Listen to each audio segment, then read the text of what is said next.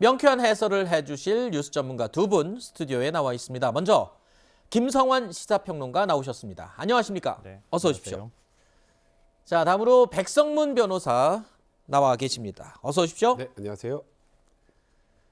자, 대선이 이제 정말 보름 앞으로 다가왔습니다. 어제는 선관위에서 주관한 이 세 번째 TV 토론회 열렸죠. 대선이 얼마 남지 않은 시점이라서 그런지 4명의 후보 모두 앞선 두 번의 TV 토론회보다 날선 신경전을 벌이기도 했습니다. 자, 이재명 후보와 윤석열 후보 대장동 의혹을 놓고 사사건건 충돌했습니다. 피켓까지 준비해서 팻말까지 준비해서 윤석열 후보를 겨냥한 이재명 후보는요. 같은 녹취록을 가지고도 윤석열 후보가 역공을 하자 후보 사퇴까지 언급을 하면서 공격을 했습니다. 그 모습 먼저 보시죠. 그래서 제가 아까 이거 준비해 왔는데 이거 한번 꼭 보여드려야 되겠어요. 윤석열은 영장 들어오면 죽어. 윤석열은 원래 죄가 많은 사람이야. 내가 가진 카드면 윤석열은 죽어.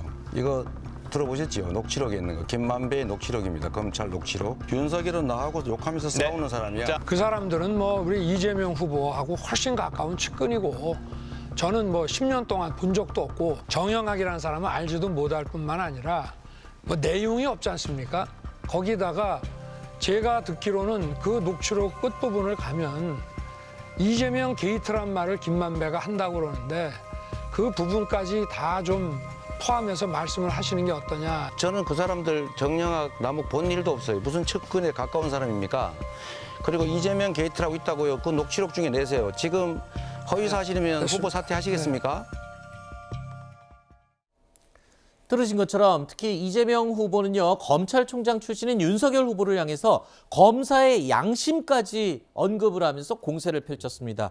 자, 이에 윤석열 후보 이런 답변을 내놨죠.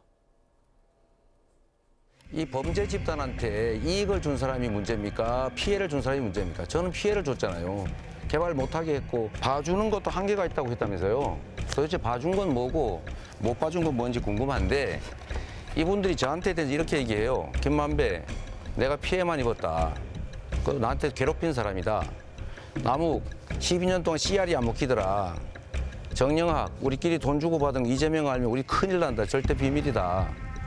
이렇게 얘기하지 않습니까? 그럴 때 검사의 양심으로 누구를 의심해야 됩니까? 당연히 우리 후보님을 의심하죠. 시장이 그게 전부 했으니까.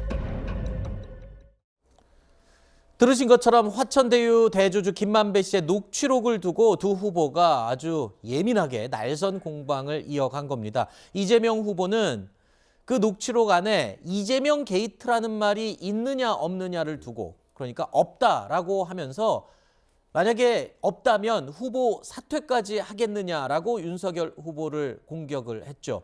자, 이재명 후보는 강하게 부정을 했었습니다만 TV 토론 이후에 과연 이재명 게이트라는 말이 녹취록에서 언급됐는지 아닌지 그 해당 부분 녹취록이 공개됐습니다.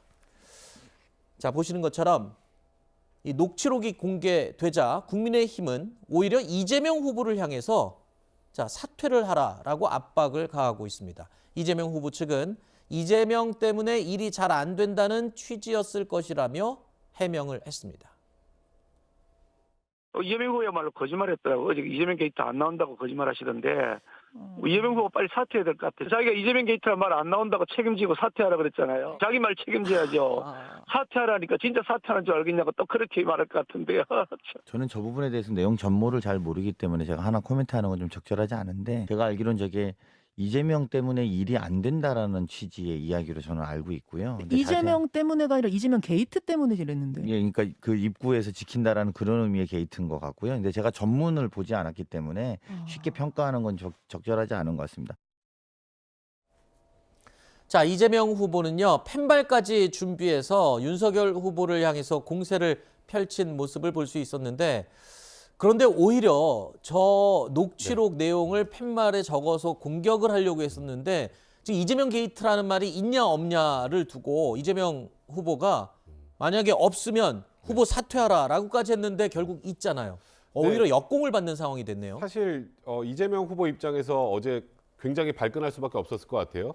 공격을 하고 있는 과정에서 아니 그 마지막에 보면 이재명 게이트란 말이 나오는데 윤석열 후보 얘기하니까 있으면 후보 사퇴하라. 그러니까 이재명 후보는 그 부분은 파악하지 못했던 것 같습니다. 일단은. 근데 이 이재명 게이트라는 의미가 뭔지는 솔직히 저도 잘 모르겠어요. 여기 이제 월간조선에 나온 그 녹취록 내용에 점점점 이재명 게이트란 말이 나오는데 이게 지금 아까 강훈식 그 본부장이 얘기했던 그런 의미보다는 뭔가 이재명 후보가 연관된 무엇이라는 의미로 이제 게이트라는 게 쓰였을 것 같긴 하거든요. 네. 어떤 의미인지.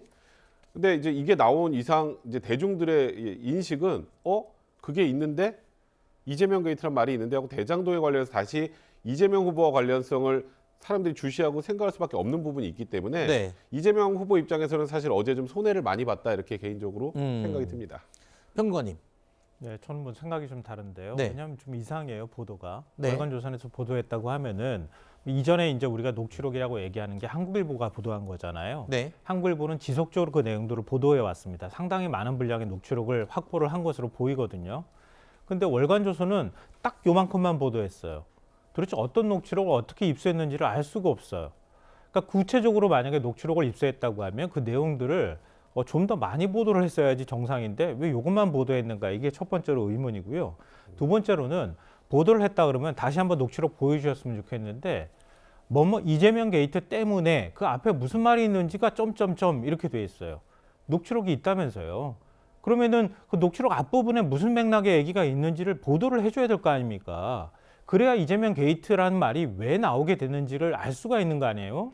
근데 그 앞에 있는 내용은 그냥 점점점으로 표시했어요.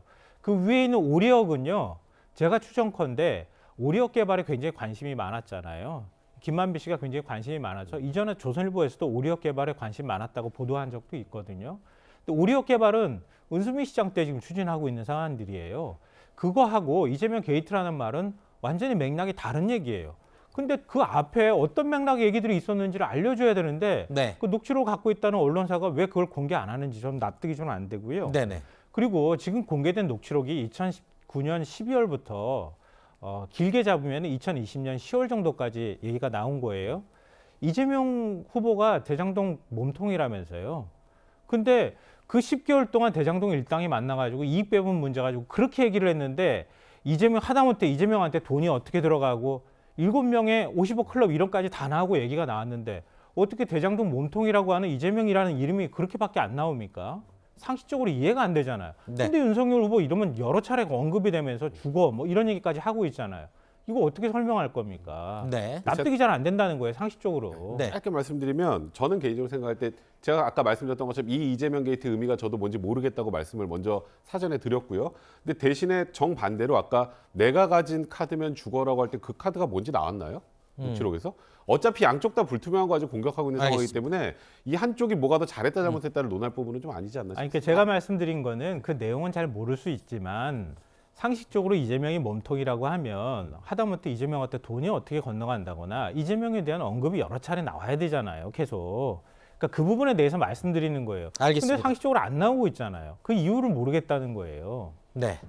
윤석열 후보를 겨냥한 이재명 후보의 공세, 윤 후보의 부인인 김건희 씨의 주가 조작 가담 의혹을 두고도 이어졌습니다.